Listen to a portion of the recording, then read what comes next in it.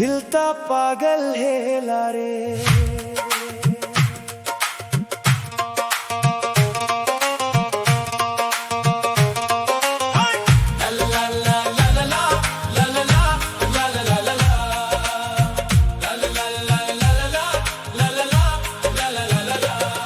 तो कजड़ा आखी कला दीवाना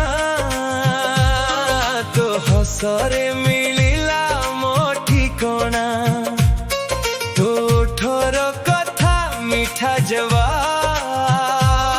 तो प्रेम रे होई गली मु खराब। इश्क रे दिल ता पागल हेला रे। इश्क रे दिल ता पागल हेला रे।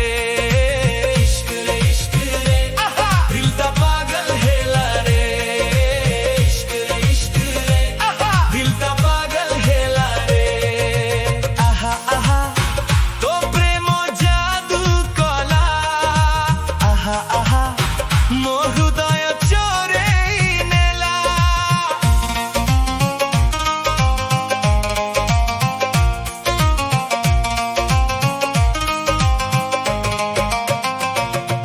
तो पाउची शब्द जेबे सुनिली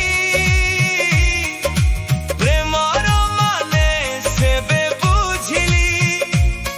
तो मेहंदी हातरे मोना लेखा तू ही मो प्रेमर मसीदेका।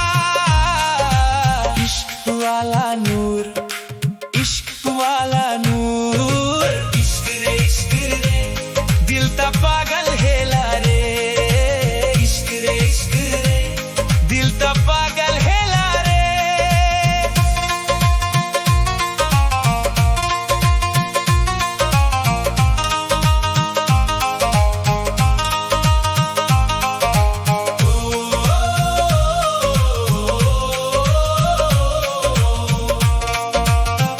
चांद मध्य तो सामना रे फीका लागे। तो प्रेम छुईले दुनिया भला लागे। मो दुआरे के बड़ तो ना रहे।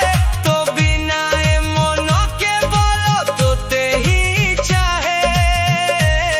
तो प्रेमरा दरबारे मु फकीर हेली। तो हसर नसारे राति सारा जलिली। इश्क आगरे